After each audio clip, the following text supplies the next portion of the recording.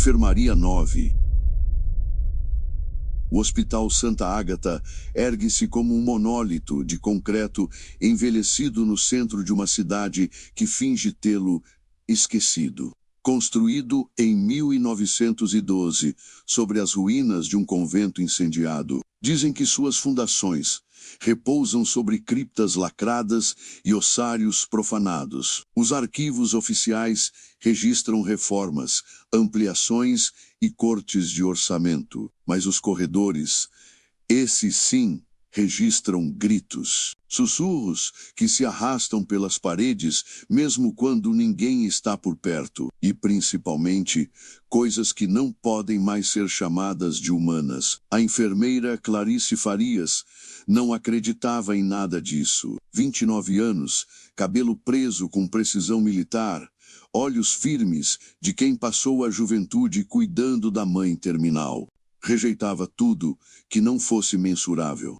Oxigenação, pulsação, frequência cardíaca, fantasmas.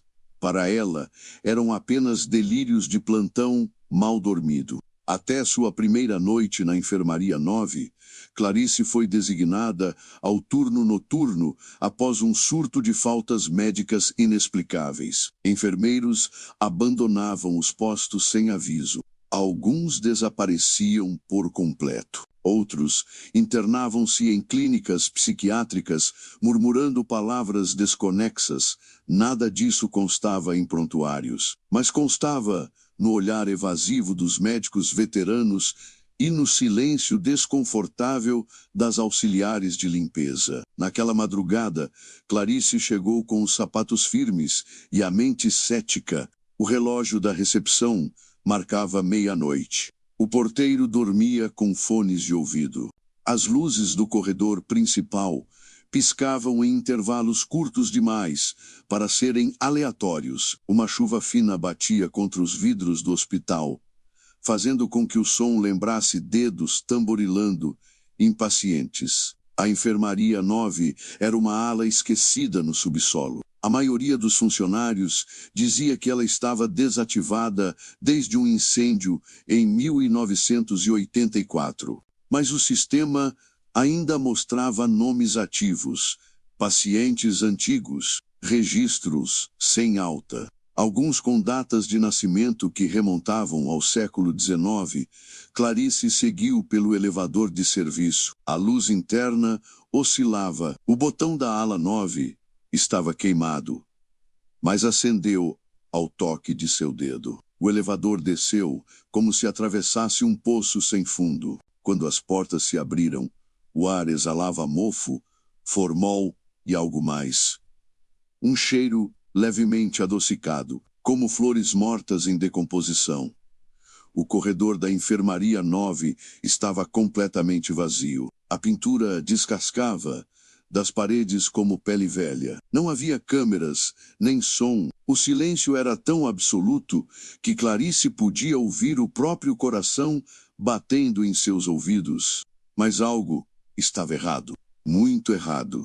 As portas dos quartos estavam abertas, todas, dentro, camas cobertas por lençóis imundos. Alguns ainda apresentavam afundamentos leves, como se alguém tivesse acabado de se levantar. Em um dos leitos, uma boneca de pano com os olhos arrancados e costuras abertas. No outro, uma cadeira de rodas virada de lado, com marcas de unha no apoio de braço.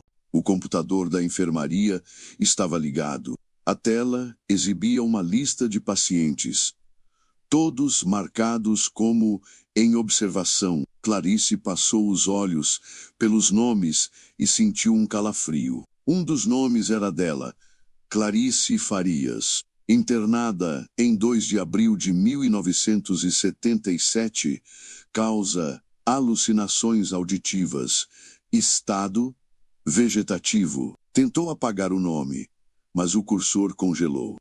A tela piscou e o monitor desligou sozinho. Uma sirene abafada soou do fim do corredor. Um som antigo, analógico, como os alarmes de guerra dos anos 40, Clarice correu em direção ao barulho. As luzes apagavam, uma a uma atrás dela. Quando chegou ao fim do corredor, encontrou uma porta de ferro trancada com correntes. Do outro lado, ouviam-se gemidos, não de dor, mas de súplica. Como se dezenas de bocas tentassem formar palavras presas em um idioma que nunca foi humano, ela recuou. Voltou ao centro da ala, e então viu. As sombras começaram a se mover sozinhas, dos cantos, do teto, das fendas nas paredes, começaram a emergir figuras pálidas, magras, com mandíbulas deslocadas e olhos que choravam sangue. Clarice congelou. Uma das figuras parou diante dela. Não tinha pés. Flutuava como fumaça. Em seus braços, segurava um bebê deformado, que chorava com uma boca costurada. Outras figuras a cercaram. Algumas faltavam pedaços. Outras tinham cabeças viradas para trás. Uma delas segurava uma prancheta e escrevia em letras de sangue: "Você também já morreu aqui." Clarice recuou até esbarrar na parede. Quis gritar. Nenhum som saiu. De repente, tudo parou. As criaturas se dissolveram no ar como névoa. O alarme cessou. As luzes voltaram a acender. O computador ligou sozinho. Agora mostrava apenas uma tela preta, com uma linha piscando. Clarice deixou a ala e subiu correndo pelos degraus da escada de emergência. As portas se abriram sem esforço. Lá em cima, o hospital estava vazio. Nenhum som, nenhuma pessoa. Na recepção, o relógio ainda marcava meia-noite. Mas o telefone tocava. Clarice atendeu. Uma voz feminina, rouca, quase um sussurro. Disse apenas: "Você não saiu da enfermaria 9. Está apenas sonhando com a saída." Ela desligou. Tentou sair do hospital, mas a porta de vidro não se abria. Ela socou o vidro. Gritou por socorro. Ninguém apareceu. O céu lá fora parecia girar em círculos. A cidade estava imóvel. Nenhuma luz, nenhum carro, nada além de escuridão líquida. No dia seguinte, funcionários chegaram como se nada tivesse acontecido. O porteiro noturno foi encontrado dormindo. Disse que Clarice nunca apareceu para o plantão. O sistema não registrava a entrada em seu crachá. Os vigilantes vasculharam o prédio. Nada foi encontrado na enfermaria 9. Ela estava trancada. Há décadas. O armário de Clarice foi aberto. Dentro, apenas seu uniforme dobrado, com uma rosa preta sobre ele, e uma ficha de internação datada de 1977.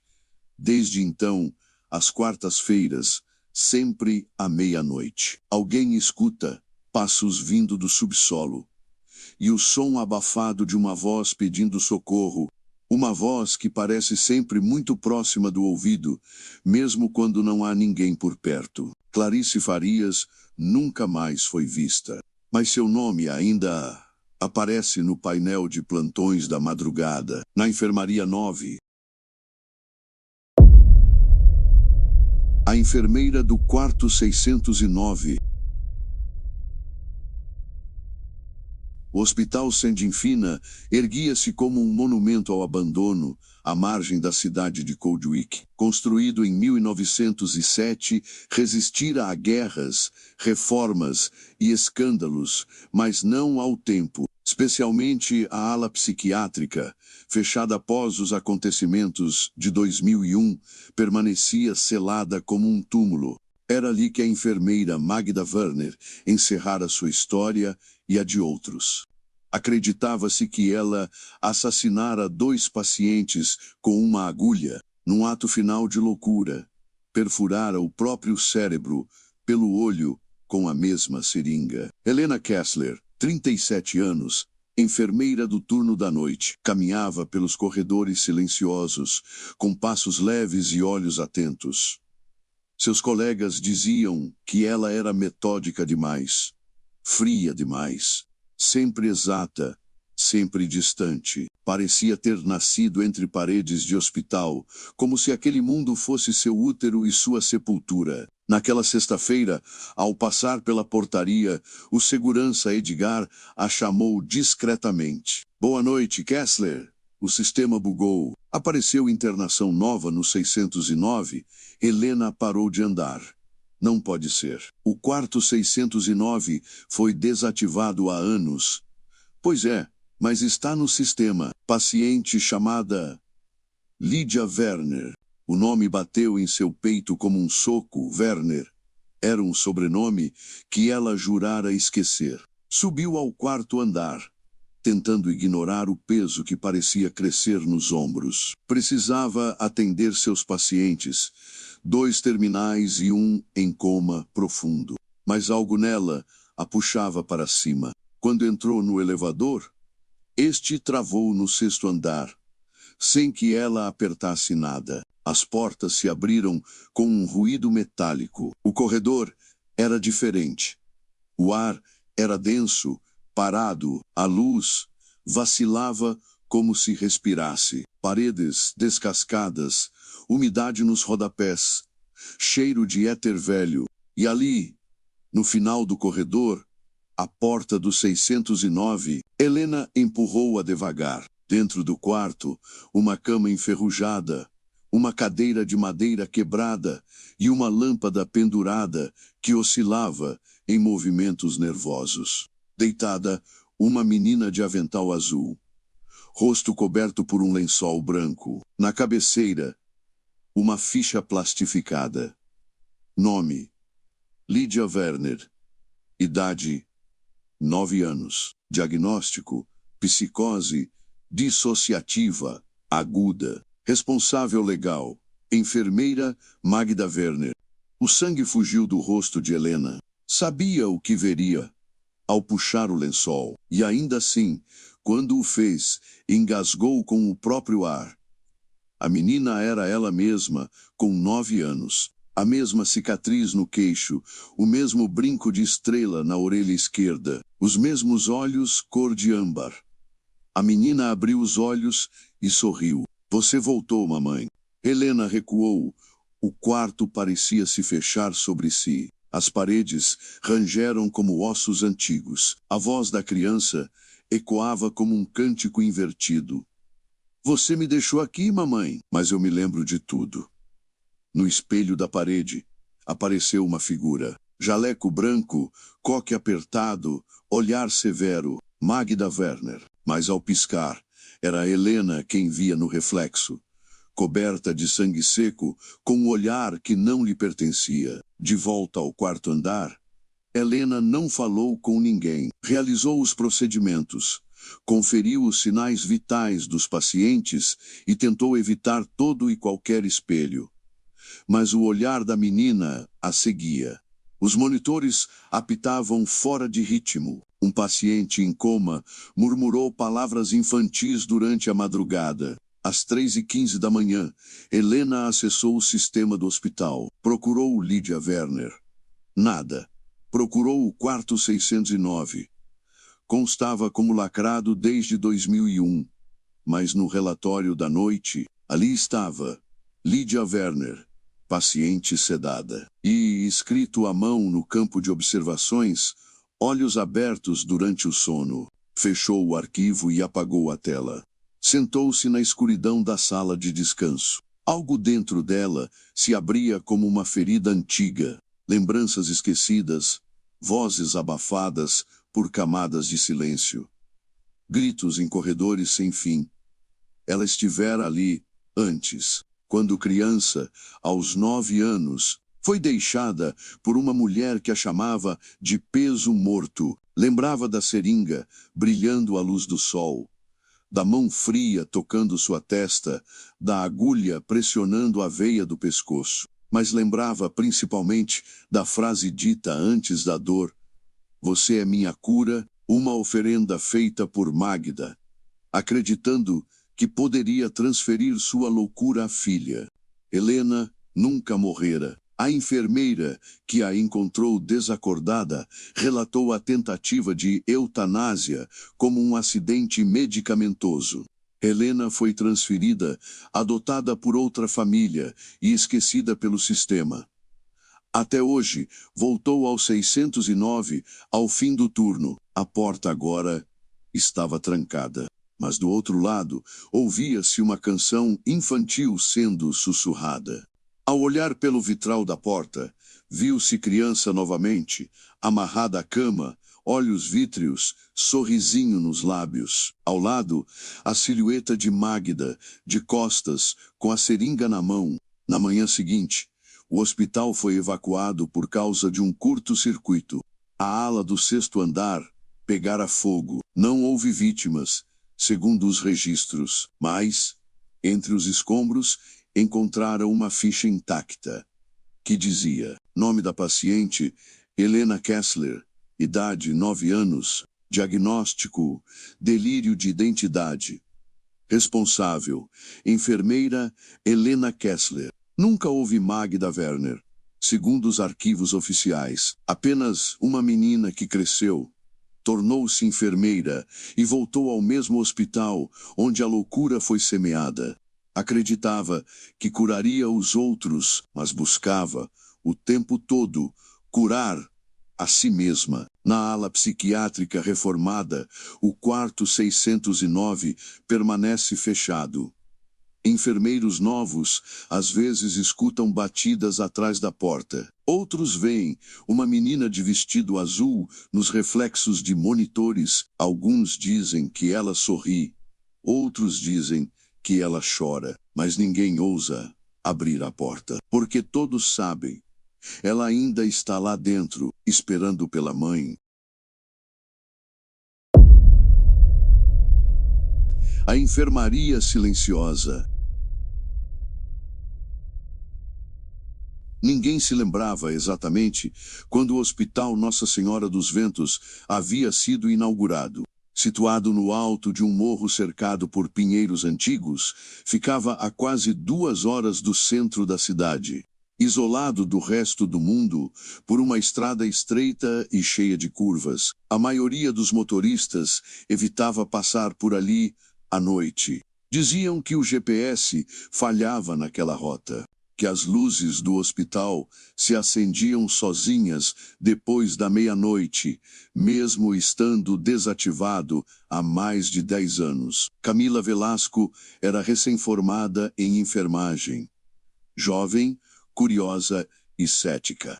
Quando recebeu o convite para participar de um projeto de reativação do hospital para fins acadêmicos, não pensou 2 vezes. Seria uma residência de observação. Segundo o e-mail, passaria 3 noites com outros 2 profissionais, um médico e uma fisioterapeuta, menos avaliando a estrutura do lugar para futura reutilização. A hospedagem seria dentro do próprio hospital. O que não sabiam era que ninguém passava uma noite inteira ali desde 2012. No primeiro dia, o grupo chegou por volta das 4 da tarde. A luz do sol ainda banhava as paredes antigas do hospital, revelando sua arquitetura gótica e austera. Portas duplas de ferro, janelas arqueadas, corredores largos. O piso era feito de mármore gasto.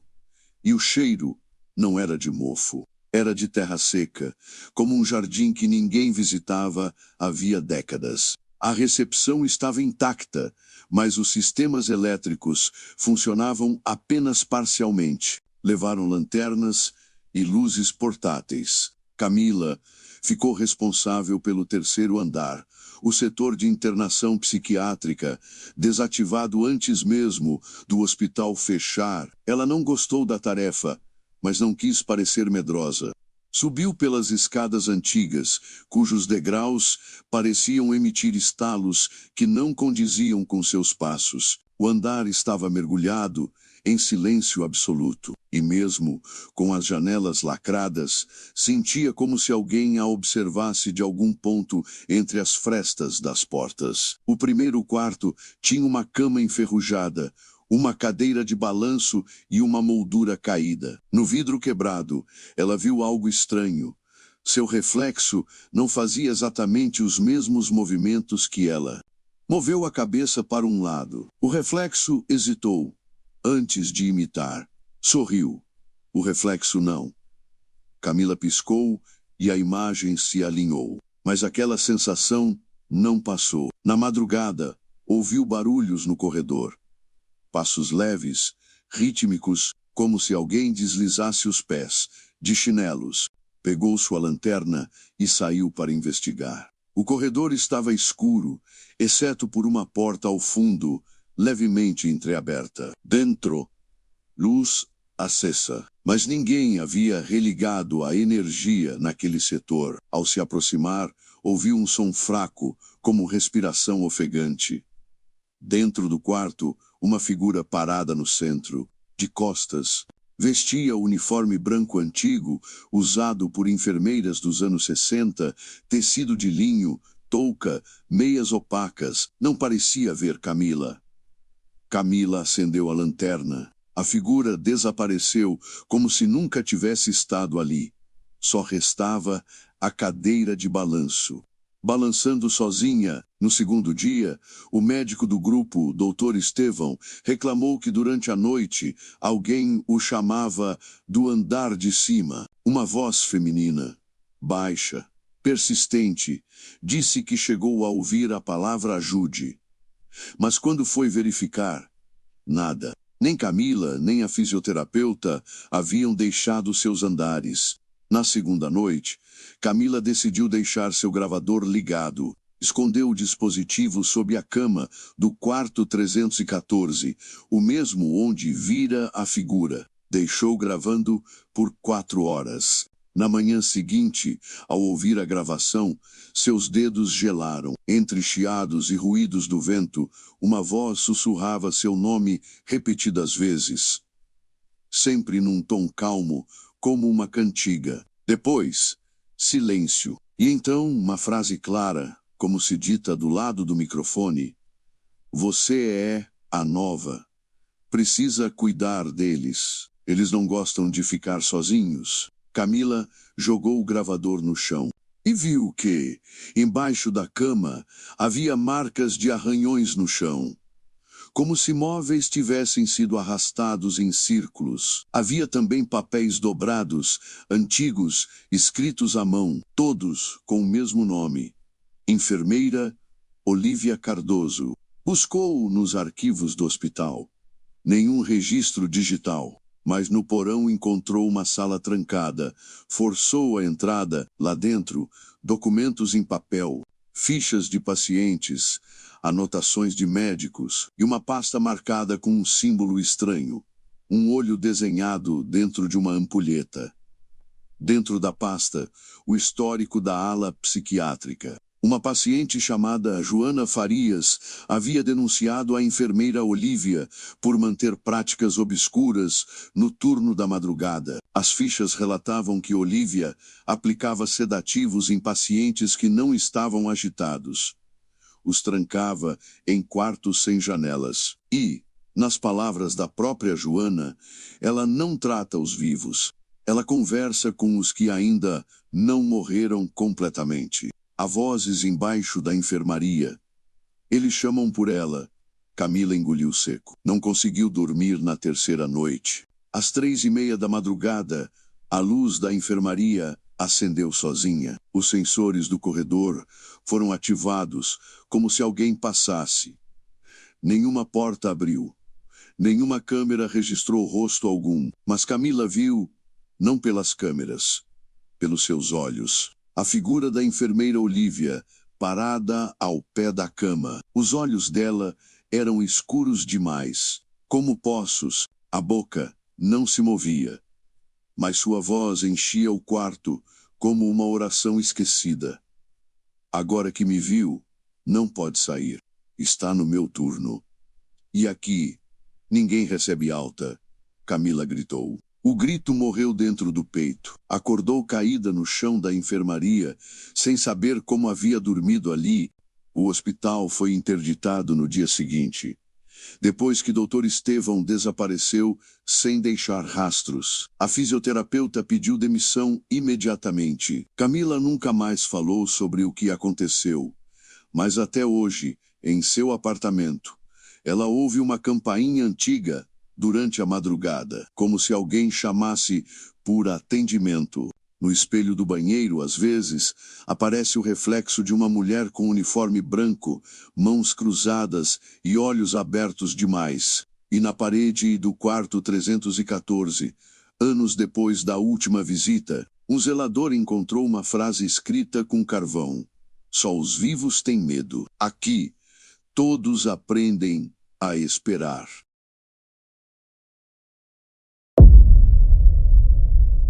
Plantão silencioso. O Hospital Municipal de Ouro Negro fora construído em 1931, em cima do que antes fora um abrigo para leprosos. Por décadas, o prédio serviu como sanatório, depois como hospital de campanha durante a gripe espanhola e, enfim, convertido em hospital civil. Mas suas fundações, segundo boatos, nunca foram purificadas. Dizia-se que, nas catacumbas do antigo abrigo, padres realizavam rituais de contenção, não de cura. Nada disso estava documentado. Nenhum arquivo oficial fazia referência aos subterrâneos, muito menos à ala leste, interditada após um desabamento parcial em 1987. A enfermeira Maria Eduarda, chamada por todos de Duda, havia sido transferida para o hospital após um afastamento por burnout. Ela não acreditava em maldições nem em histórias de fantasmas. Estava acostumada a ver coisas que não sabia explicar, mas sempre atribuía tudo ao cansaço. Era assim que mantinha a mente sã. Aos 26 anos, decidira recomeçar, aceitar o turno da madrugada e mergulhar no silêncio para fugir do ruído da própria vida. Na primeira noite, tudo correu normalmente até as 2 horas. Um leve chiado no interfone a despertou da monotonia. Era como estática, mas por trás havia algo parecido com palavras, repetidas, sibiladas. Levantou-se e foi até a sala dos monitores. Lá, os telões de segurança mostravam todas as alas, tudo escuro, exceto por uma câmera embaçada, localizada na antiga ala leste, oficialmente fechada há décadas. A câmera mostrava alguém parado no corredor, uma silhueta feminina, magra, cabeça inclinada, braços muito compridos. Duda sabia que aquela parte do hospital estava trancada e condenada. O que quer que estivesse ali não deveria existir. Tentou reiniciar o sistema. Nada mudou. A figura continuava parada. Então, lentamente, virou-se e encarou diretamente a lente. Mesmo com a imagem desfocada, foi possível perceber que ela sorriu. No corredor, as luzes começaram a piscar. Duda sentiu o ar mudar de temperatura. Não frio, nem calor. Algo que parecia ausência de ambos. Uma estagnação sufocante. Os corredores ficaram silenciosos demais. O tipo de silêncio que grita nos ouvidos. Pouco depois, o alarme de presença da ala pediátrica disparou. Um movimento detectado às 2h26 da manhã. Quando Duda chegou à ala, encontrou todos os quartos vazios. Crianças internadas dormiam em outros setores.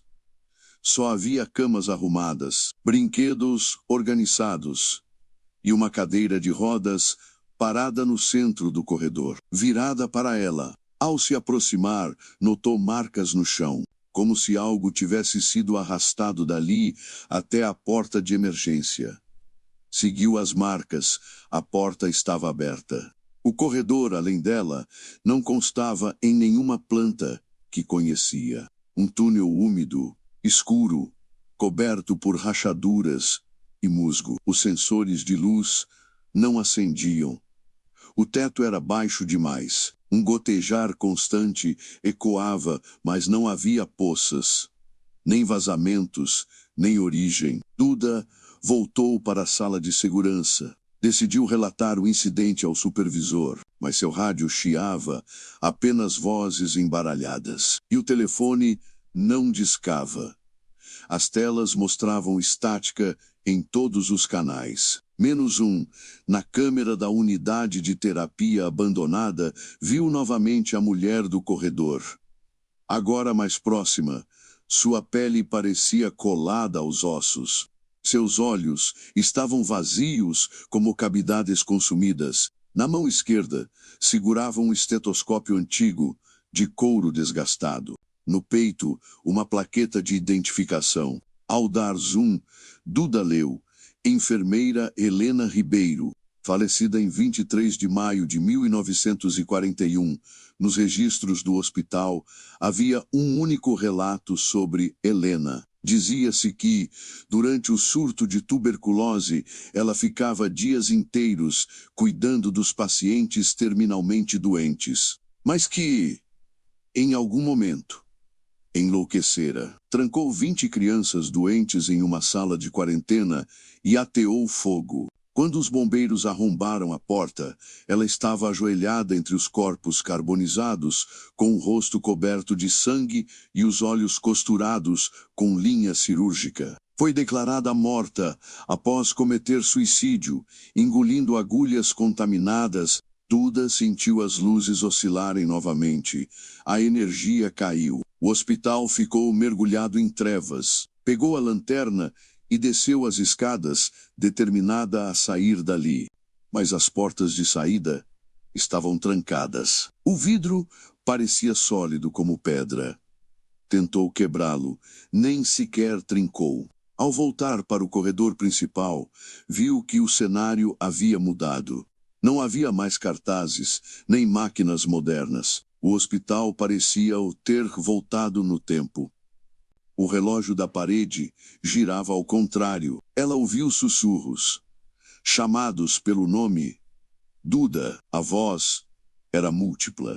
Vinha de dentro das paredes, dos canos, do teto, mas também de dentro da própria mente.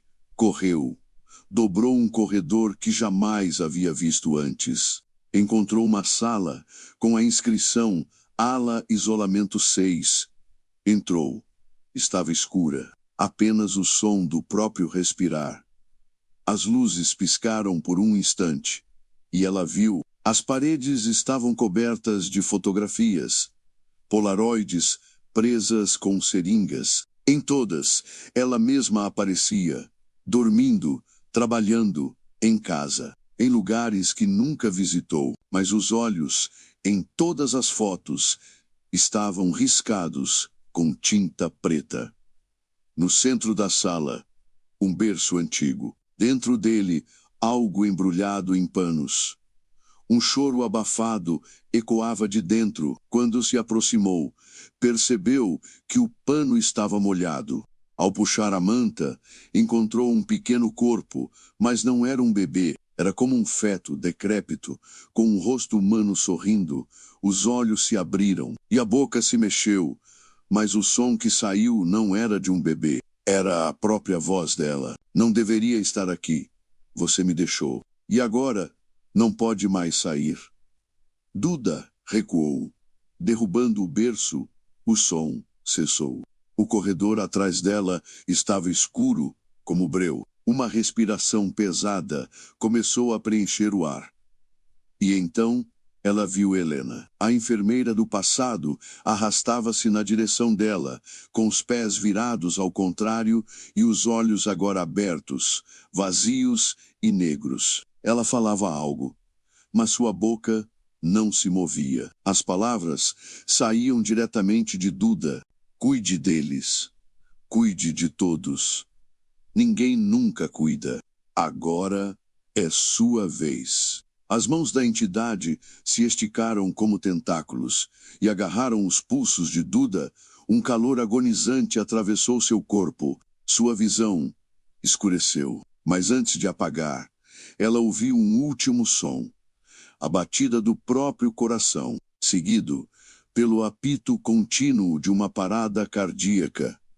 Duda acordou em uma cama. Uma enfermeira estava ao lado dela, segurando sua mão. O ambiente parecia calmo, mas algo estava errado. A mulher usava um uniforme antigo, bordado à mão, e seu crachá dizia: Helena Ribeiro. Você dormiu por muito tempo, disse a enfermeira. Agora o plantão é seu. Duda tentou gritar, mas sua boca não se mexia. Sua voz não saía. Seu corpo estava imóvel. No monitor ao lado, uma linha reta brilhava. Coração parado. Cérebro ainda ativo. Preso. Ela estava entre dois mundos. Condenada a permanecer ali, naquele hospital fora do tempo, servindo ao turno eterno dos mortos. Desde aquela noite, todas as madrugadas, alguém ouve passos nos corredores da ala interditada. E uma nova voz se junta às preces que saem das paredes, chamando o nome de quem ousa trabalhar ali: Duda,